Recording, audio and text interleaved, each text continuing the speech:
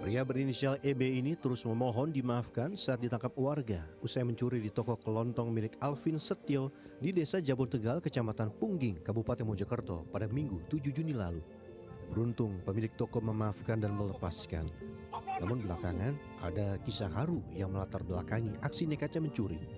Melalui surat yang dikirimkan kepada pemilik toko, pelaku EB mengaku terpaksa mencuri karena terdesak membayar SPP sekolah sang anak. Tidak hanya itu, pelaku yang mengaku baru sekali melakukan aksi pencurian berjanji akan mengembalikan uang yang dicurinya.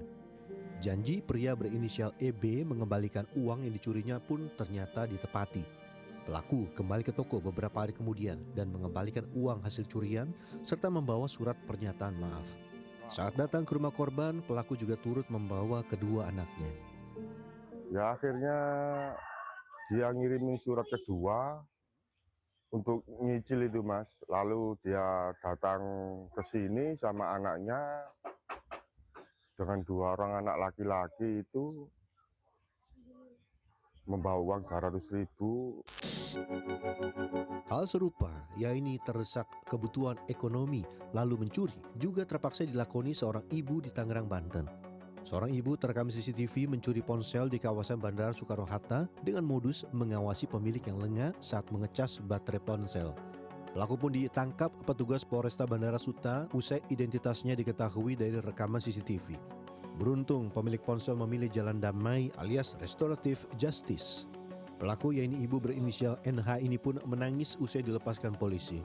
Tidak hanya itu, NH pun mengaku bersyukur usai sang anak dipekerjakan di dapur MBG SPPG Rawabuntu melalui kepolisian. Dirinya pun berjanji tidak akan mencuri lagi. Dikasih pekerjaan yang layak, yang buat membantu keluarga saya banget.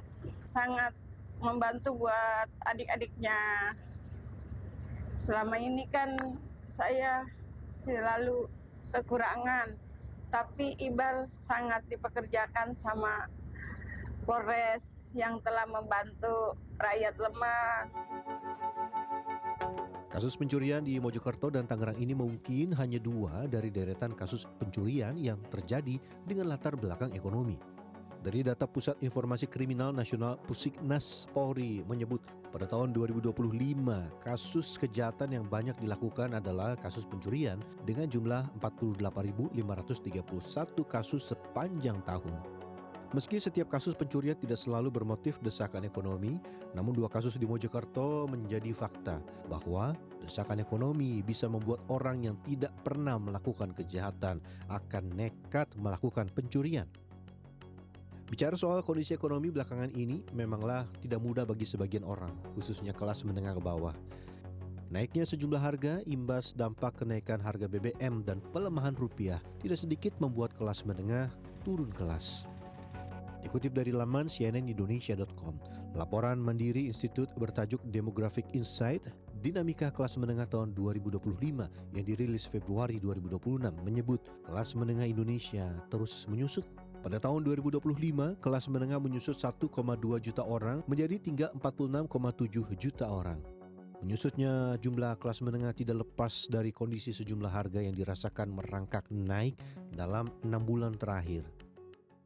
Istilahnya untuk bensin aja untuk dia aja tuh masih agak kurang. Bagaimana untuk anak-anak dan istrinya gitu, untuk anak sekolah gitu. Untuk memberatkan ya Bu ya? Berat sih sebenarnya, berat gitu.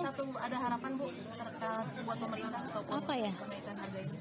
Kalau bisa sih stabil aja ya, maksudnya untuk bahan-bahan pokok juga semuanya harus stabil aja gitu. Lebaran haji itu udah mulai, kita kalau udah mau lebaran tuh harga-harga itu udah mulai tinggi, apalagi ditunjang lagi BBM ini sebelum isunya, apalagi udah kenaikan ini udah tambah.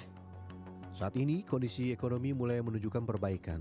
Pada Selasa 16 Juni 2026, rupiah terus menguat dari sempat melemah di angka 18.100 menjadi kisaran 17.700 per dolar Amerika Serikat. Kondisi membaiknya ekonomi Indonesia juga terlihat dari meroketnya indeks harga saham gabungan IHSG dan larisnya obligasi pemerintah sebagai cerminan kepercayaan investor asing terhadap ekonomi Indonesia yang bakal terus membaik. Diharapkan perbaikan kondisi ekonomi Indonesia tidak hanya sekedar angka, tapi juga dirasakan masyarakat langsung sepenuhnya. Tim Liputan CNN Indonesia.